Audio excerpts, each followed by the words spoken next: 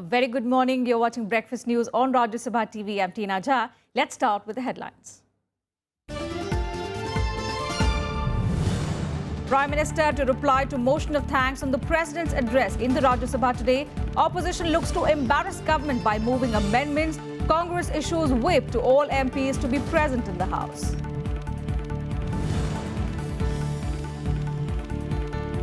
Britain asks Pakistan and India to resume talks without allowing non-state actors to derail the process.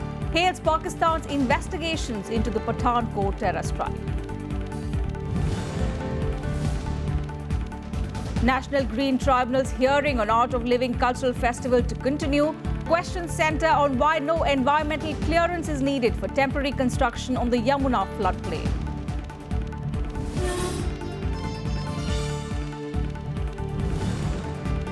Pakistan cricket team's departure for India for the World T20 tournament put on hold by the Pakistani Cricket Board. Reports say Pakistan not convinced with the response facilities at the venue in Dharamshala.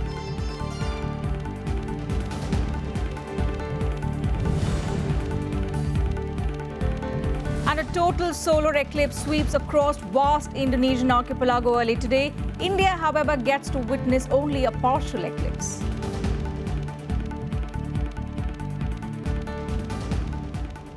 Well, Prime Minister Narendra Modi will reply to the debate on the motion of thanks to the President's address in the Rajya Sabha today. In a bid to embarrass the government, the Congress and the left parties have begun floor management on voting on the motion that will take place after the Prime Minister's reply. In fact, the Congress has also issued a whip to its members, asking all of them to be present in the upper house during the reply today. Several amendments have been moved. These include amendments moved by Leader of Opposition Ghulam Nabi Azad, CPIM leader Sitaram Yechury and CPI leader D. Raja. Azad, in fact, has moved an amendment against making educational qualification mandatory for contesting panchayat elections, hoping opposition members will rally together as the change hits grassroots level politics. Congress President Sonia Gandhi had, in fact, in her speech in the Lok Sabha on Women's Day, lamented about the move to introduce mandatory educational qualification at the panchayat level. The left parties have moved an amendment against the move to scrap the minority educational institution status to the AMU. Another amendment that holds the potential to rally opposition is expressing regret that there was no mention of rising intolerance in the country and about the disturbing developments in universities, especially at JNU and the Hyderabad Central University in the President's speech. Meanwhile, after much hue and cry, Finance Minister Arun Jaitley on Tuesday announced the rollback of the proposed tax on withdrawals from the Employees' Provident Fund. He said that in view of the representations he received, the government will like to do a comprehensive review of the proposal. Leaders across political parties welcomed the decision. The government on Tuesday withdrew its budget proposal to tax pension fund withdrawals. Arun Jaitley ji. Madam, I rise to lay on the table of the House the papers mentioned at serial number 3 against my name in today's revised list of... Finance Minister Arun Jaitley told Parliament that the government will pursue other suggestions that can achieve the same objective. There are various other suggestions received which can also achieve the same policy objective of encouraging people to join the pension scheme. In view of the representations received, the government would like to do a comprehensive review of this proposal, and therefore I withdraw the proposal in paragraph 138 and 139 of my budget speech.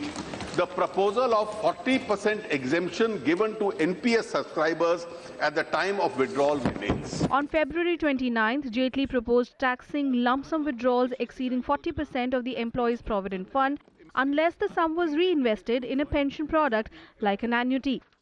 This immediately triggered a protest by salaried workers, although Jaitley did clarify that the intention was to make people invest properly in pension plans. हमारी सरकार जो है वो लोगों की बात सुनती है, लोगों से सुझाव लेती है. हम लोगों ने उसमें परिवर्तन ले आए हैं. पीएफ जो था वैसे ही है जैसे पहले भी था, और एनपीएस को हम लोगों ने और बेहतर बना दिया है. और हम लोगों की सोच ये है और भरोसा भी ये है कि इससे और लोग रिटायरमेंट के लिए बचत करेंगे और अपने को रिटायरमेंट के समय सुरक्षित महसूस करें। Jaitley's statement was marked by a show of jubilation in the House as lawmakers thumped their desks in appreciation. At present, withdrawal from the EPF is entirely tax-free, while withdrawal from the NPS is fully taxable. Whenever somebody is being oppressed wrongly or acted against wrongly or victimized, I tend to try and help those people. So yes, I felt salaried people, middle class people were being hurt by the government, and so I decided to put some pressure on the government, and I'm very happy that they've got some relief. Bharatiya Janata party इसका स्वागत करती है क्योंकि EPF पर जो tax लगाया था एक वर्ग था जिसमें कहीं ना कहीं लोगों में नाराजगी थी, और क्योंकि ये बजट जो आया है केंद्र सरकार का, मोदी जी का, ये बजट आम जन का बजट है, कॉमन मैन का बजट है, और गरीब आदमी का बजट है, गरीब किसान का बजट है, नौजवान का बजट है, और उसमें कहीं ना कहीं इस ईपीएफ पर टैक्स को लेकर एक वर्ग में नाराजगी थी। Jaitley's pension tax plan had sparked protests by the Congress and other parties. More than 1 lakh people signed a petition urging rollback of the proposal. The original proposal included restricting EPF contributions from April. शुरू से आखिर तक ये सरकार जो कर रही है, जिसके बारे में हमारे पार्टी के महासचिव बोल चुके हैं कि ये जुमलानॉमिक्स है। जब जो लगता है कि जुमला काम कर जाएगा वो ही बोल देते हैं। The EPF invests 95% of its nearly 68,100 billion rupees corpus in state and corporate bonds. It plans a return of 8.8% on investments this year. Bureau Report, Rajya Sabha TV. So indeed, good news for the salaried class. In fact, on speaking on the occasion of International Women's Day in Lok Sabha, Congress President Sonia Gandhi urged the House to pass the Women's Reservation Bill, saying women must be given their due. Several other women MPs also spoke about the role of women in nation building. Concerns about discrimination were also raised in the House. Women MPs from all political parties put forth their views in Lok Sabha on the occasion of International Women's Day. Congress President Sonia Gandhi used the opportunity to hit out at the government. She said that good governance was not about having a vindictive feeling, but also about accepting critical views. Sonia Gandhi was also critical of a minimum education level for panchayat polls in some states. She also demanded that the Women's Reservation Bill be passed soon. Maximum governance also means giving us women our legitimate due, namely the long-awaited Women's Reservation Bill. And I believe we can expect in you, Madam Speaker, a strong ally in this cause. Women MPs from other parties too pitched in with their views. Many of them expressed concern over the discrimination women face in society and even within their homes. Every girl should be allowed to dream big like every boy, so that she can become an achiever in her own right. We should create a balance between male and female, give equal opportunities instead of suppressing women. इसके लिए income ही एक है जिसमें आप equal बन सकते हैं, उसके लिए एडुकेशन जरूरी है। जब तक हम लोग एडुकेशन नहीं देंगे तब तक इनकम भी नहीं होंगे, तब तक हम इक्वल भी नहीं बन पाएंगे। Other than political angle, other than reservation, महिलाएं आज बहुत सारी मुश्किल में हैं। मेनली मुझे लगता है अगर पॉवर्टी के ऊपर, इलिटरेसी के ऊपर हम जो चुन के आए हैं हम लोग फोकस कर सकते हैं तो हमारे देश की महिलाएं ऊपर उठ सकती है। Right trafficking is the ultimate dehumanization of women. Madam, I hope we'll be able to give justice to these voiceless and helpless victims. Lok Sabha Speaker Sumitra Mahajan had organized a conference exclusively for women parliamentarians last week. The government says it is trying to create a consensus on the Women's Reservation Bill. Pranav Goswami's report for Rajya Sabha TV. In fact, the Rajya Sabha also held a discussion during 0 hour to mark International Women's Day yesterday. Members raised the issue of 33% reservation for women in one voice. The upper house of parliament had made special arrangements allowing only women MPs to speak at the start of the day. All of them spoke in one voice as they said that empowerment of women should not only happen on paper but also on the ground. For this, they said, it is important that the Women's Reservation Bill is passed in Lok Sabha. The power which is today with me is because I am holding a position. The power which I had as a deputy chairman, it was because I was a deputy chairman and everybody, all men and women had to listen to me. But all my men friends, I say, if your wife or your mother or your daughter, if her opinion is taken seriously in your house, in the society, that day I will feel all women are empowered. मेरे भाई बैठे हुए, इनसे मैं निवेदन करती हूँ कि इस दिवस को केवल एक उसकी तरह औपचारिकता की तरह ना मनाकर, ना इसका उल्लेख करके इन्हें अपने अपने कॉन्स्टिट्यूएंसीज में अपने घर से शुरू करना चाहिए. The commemoration and celebration of this day will be in its true sense only if we legislate 33% reservation to women in the parliament and state legislature. Till that, the louder voices that echo wherever, it will be only to lip sympathy. So if there are parties, there are representatives who feel that there is a defect in the Women's Empowerment Bill, let's have a discussion. Why is this one issue only kept aside as a touch me not? No discussion, no amendments, no passing. In some other news, the mega cultural festival organized by the Art of Living Foundation on the banks of River Yamuna appears to be on shaky ground. The Delhi government told the National Green Tribunal in a hearing on Tuesday that no police or fire safety clearance had been given for the event. The NGT in turn has asked the government as to how the event was cleared in the first place. The National Green Tribunal on Tuesday heard a petition seeking cancellation of the 3-day World Culture Festival. Saying it will continue to hear the plea on Wednesday as well, the NGT has questioned the Environment Ministry why no environmental clearance was needed for constructing temporary structures on Yamuna plains. This even as work on the Yamuna floodplains continues in full swing.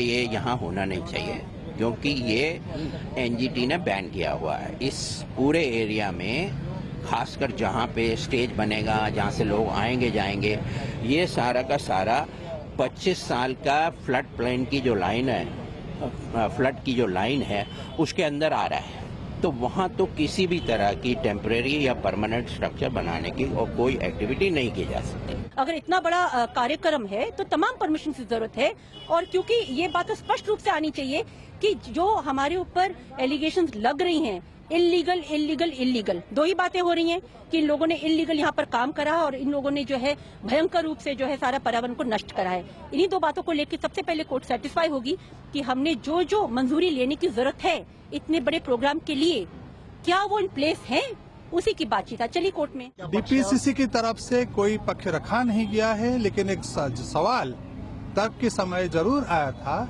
कि DPCC का permission मिल चुका था करके, लेकिन हमने बताया कि दरखास्त नवंबर में डीपीसीसी के लिए आया था, डीपीसीसी के परमिशन के लिए आया था, लेकिन डीपीसीसी ने इसका कोई परमिशन नहीं दिया था. The environmentalists argue that the festival will severely damage the already delicate ecosystem of the river and cause irreversible damage to the floodplains. The organizer, the Art of Living Foundation, however, counters that it is following rules and will ensure that the event does not do extensive damage to the river. पर्यावरण को हम दोषित नहीं करेंगे. मैं आपसे फिर से कहूंगा, हमने एक पेड़ भी नहीं काटे हुआ. पर्यावरण के लिए बहुत ही हमदर्द रखने वाले हैं और हम चाहते हैं हम सब लोग मिलके जमुना जी को ऐसा करें जहां लोग चल सकें, बदबू ना आए उधर. The government has also come in for criticism after the Indian Army was roped in to make a temporary pontoon bridge for the event. The Defence Ministry says the decision was taken to ensure there is no security threat to those attending the event. The festival, which opens on Friday, is expected to draw 3.5 million people to the banks of the river. The festival site is spread over 1,000 acres and 35 lakh people are estimated to attend it. President Pranab Mukherjee, who had earlier agreed to attend the opening along with the Prime Minister, has conveyed he will not be present. Bureau Report, Rajya Sabha TV. And Finance Minister Arun Jaitley has responded to Rahul Gandhi's fair and lovely remark on income disclosure scheme by reminding Congress of its own track record of bringing a similar scheme in 1997, under which there was no penalty for disclosure of black money. Jaitley defended his government's new black or untaxed money scheme, by saying it is to give an opportunity to people to declare their untaxed incomes and it's not an amnesty scheme. The finance minister, in fact, reminded the Congress of a similar scheme that P. Chidambaram had announced back in 1997. He called it an amnesty scheme in which people were asked to just pay 30% tax and declare it by paying at 1987 income tax rates. Jaitley also said that the government would release the names of those accused of possessing black money as per procedure and once criminal cases against them are registered. We have said, if you have any income which has escaped assessment, declare it today. Over and above your tax, as of the value today, so no backdated value, as of the market value today, pay the tax plus 50% penalty. So it's not an amnesty scheme.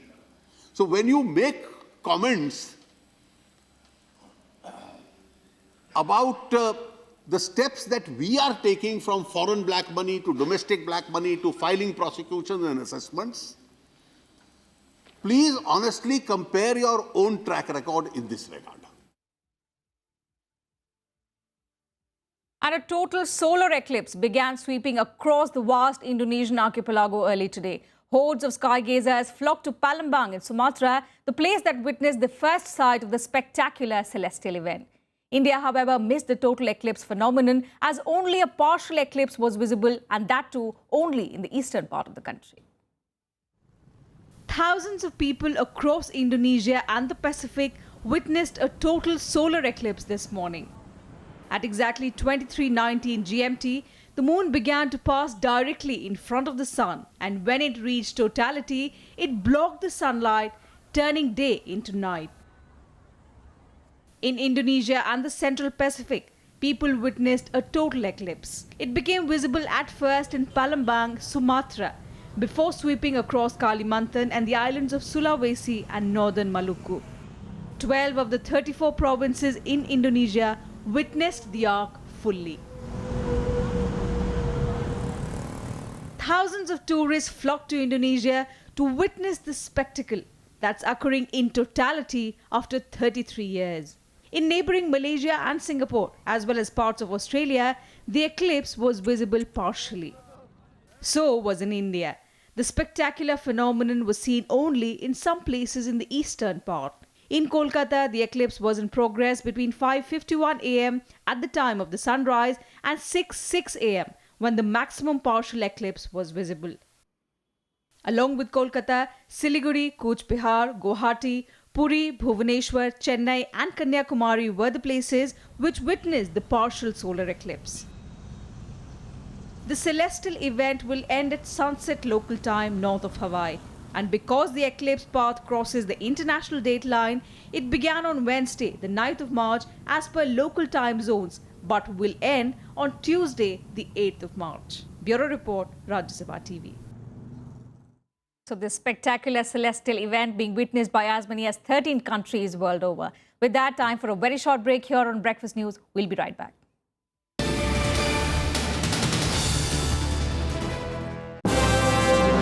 Hello, I am Ishan Russell. I'm Tracy Shilchi and you're watching News Tonight.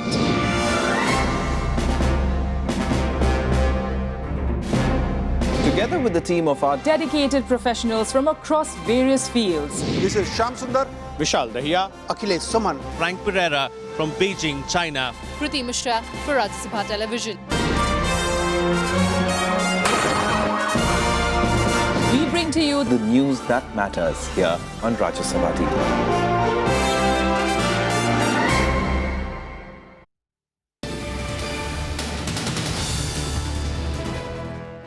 Thanks for staying with us on Breakfast News. Now, Britain has urged India and Pakistan to not allow non-state actors to derail a dialogue process between them, asking both nations to get to the talking table soon. Britain has also patted Pakistan in its probe into the Pathankot terror attack.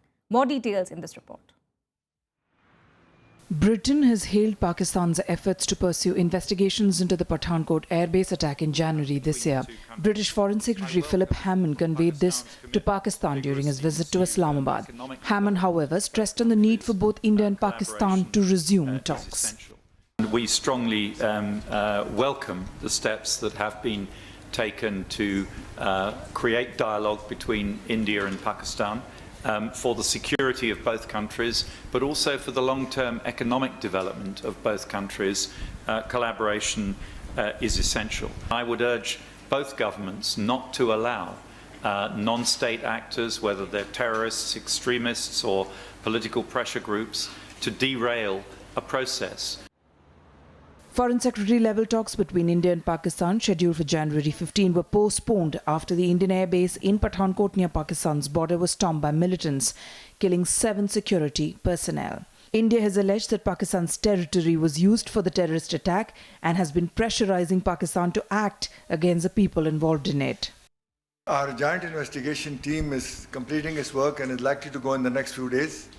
And we are also hopeful that India's Foreign Secretary level talks with India will also resume in the near future, because their own High Commissioner made a statement that the two are not linked. And so I hope that the talks can be resumed soon. And I agree with the Foreign Secretary that the dialogue is necessary on all issues, including terrorism, for it to move forward, because we should not allow extremists or other groups to hold our foreign policy objective of better relations.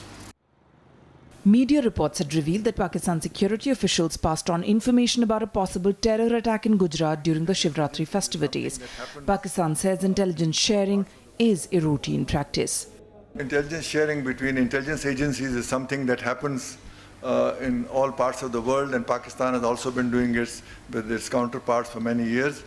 The only thing unusual about this is that normally such intelligence sharing is not leaked to the media. In this case, it was done. So I'm not aware of details, but I think it shows that Pakistan and India at least are also cooperating in this field to avoid any incidents that could affect relationship. So it's a good first step, I think. The British Foreign Secretary assured Pakistan of UK's continued backing in its fight against terror. Hammond also called on Pakistani Prime Minister Nawaz Sharif and Army Chief General Rahul Sharif. Bureau Report, Rajya Sabha TV. And in news now about the self-proclaimed king of good times. The Supreme Court will today hear a plea filed by a consortium of 17 PSU banks to prevent industrialist Vijay Mallya from leaving the country. The banks want the apex court to pass an interim order to freeze Mallya's passport or direct him not to leave the jurisdiction of this country without the court's permission. They fear that the owner of Kingfisher Airlines may settle in London to stall loan recovery proceedings against him in India. The 17 banks approached the Supreme Court after the Karnataka High Court refused to grant Mallya an interim restraint order. Vijay Mallya allegedly owes more than 9,000 crore rupees to these 17 banks and has also been declared a willful defaulter for not repaying the money. And on to some international news now. A day after the proposed EU-Turkey deal on migrant crisis, the United Nations today expressed concerns that deal could be illegal. Meanwhile, Slovenia introduced new border restrictions for migrants in an effort to close Balkans route from Greece to Western Europe. Serbia would also soon follow suit, as it would also close its border with Macedonia and Bulgaria to stem the migrant crisis. The European Union states are making all-out efforts to stem out the migrant crisis. Latest among them is by Slovenia. It has introduced fresh border restrictions as part of efforts to close the Balkans route from Greece to Western Europe.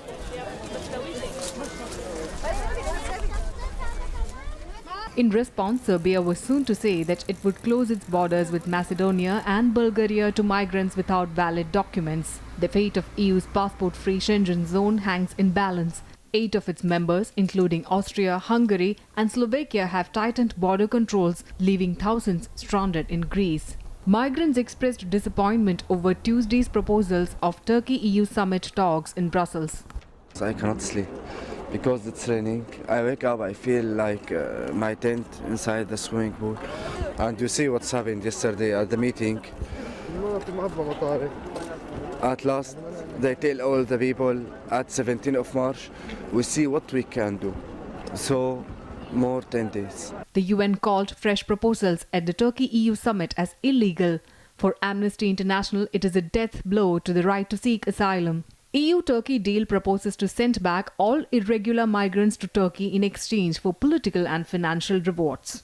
Really, is an example of the EU trying to push its problems over onto somebody else. And obviously the EU is willing to provide funding to Turkey to do so, but it's really not an acceptable deal. And in fact, many humanitarian organisations believe it won't work anyhow, because many of these migrants and refugees are finding their way illegally. Our objective is to discourage illegal migration, to prevent human smugglers, to help people who want to come to Europe through encouraging legal migration in a disciplined and regular manner. The Turkey-EU deal has takeaways for major states, but only if it sticks. If the deal comes into place, Turkey gets visa-free travel for its citizens to come to Schengen area, extra cash on top of the 3 billion euros promised so far, and a promise for talks to enter the EU. Greece, which is already reeling under refugee crisis, can breathe a sigh of relief. Refugees have been pouring into the already economically crippled state, with countries not imposing tighter border controls. The fact that EU is trying to get grip on migrant crisis might hold back Britain in the bloc as a Brexit looms large. German Chancellor Angela Merkel has also reasons to support the EU-Turkey deal, as she faced criticism back home for previous open-door policy to Syrian refugees. The EU desperately needs a solution for the migrant crisis, but critics warn not at the cost of precious lives of refugees fleeing the war from their own home state, hoping for a better life. Bureau Report, Rajya Sabha TV. And defying US pressure, Iran's Islamic Revolutionary Guard Corps test-fired several ballistic missiles yesterday. Fresh missile tests challenge a United Nations resolution which has barred Iran from undertaking any nuclear tests after the landmark deal between Iran and the 6 world powers. The United States threatened diplomatic response. However, the White House said they are currently reviewing the situation. Iran, however, justified the move, saying it does not have nuclear weapons and will continue, however, to develop missiles. Revolutionary Guards in a statement said the tests demonstrate the country's deterrent power. This is not a violation of the nuclear agreement. There's at least one specific United Nations Security Council resolution that could apply here. And the truth is, we're still reviewing the Iranian launch to assess whether it is necessary for this matter to be raised before the United Nations Security Council. And in a late-night development, the departure of Pakistan cricket team for India for the World T20 tournament has been put on hold by the Pakistani Cricket Board. According to a report by the Dawn newspaper, the security team sent by Pakistan to Dharamshala was not convinced by the response facilities on offer at the venue. PCB Chairman Shahryar Khan said that the Interior Ministry will decide today on the team's departure for India, which was supposed to depart at noon today from Lahore for New Delhi. It's also been learned that Shahryar Khan had already written to the BCCI to shift the India-Pakistan clash to either Mohali or Kolkata, but the BCCI has insisted that the match will be played in Dharamshala. An official at the PCB confirmed that Shahryar Khan, after discussions with the Interior Ministry, had informed the BCCI that the Pakistani government has advised the team against playing in Dharamshala. And now here's a roundup of the first day of matches at the World T20 Championship. Afghanistan and Zimbabwe got off to a winning start in their opening matches respectively at the ICC World T20 in Nagpur yesterday. In the first encounter of round 1 of the tournament, Zimbabwe beat Hong Kong by 14 runs. Electing to bowl first, Hong Kong could not take the advantage. Zimbabwe's Viru Sibanda hit his maiden T20 half-century of 59 runs in 46 balls, helping the team to take the lead in the game after the team lost 4 wickets in just 8 overs. Sibanda's 61-run fifth-wicket partnership with Malcolm Waller and a late blitz by Elton Chigumbura ensured the total remained beyond the grasp of Hong Kong, who in turn could only manage 144 for 6 in their 20 overs. Meanwhile, in the second match of the day, Afghanistan defeated Scotland by 14 runs. Choosing to bat first, Afghanistan built a good score of 170 runs by losing 5 wickets. An 82-run second-wicket partnership between skipper Asghar Stenigzai, who scored 55 not out, and Shahzad's 61 runs helped Afghanistan to post 170 runs. Wicketkeeper batsman Shahzad played the helicopter shot borrowed from his favourite player MS Dhoni and gave the side enough momentum to keep the total out of the reach for Scotland. Scotland later could only manage 156 runs. Bangladesh will play Netherlands while Ireland will meet Oman in the two Group A matches later today. That's it from us in this bulletin. Thanks for your time.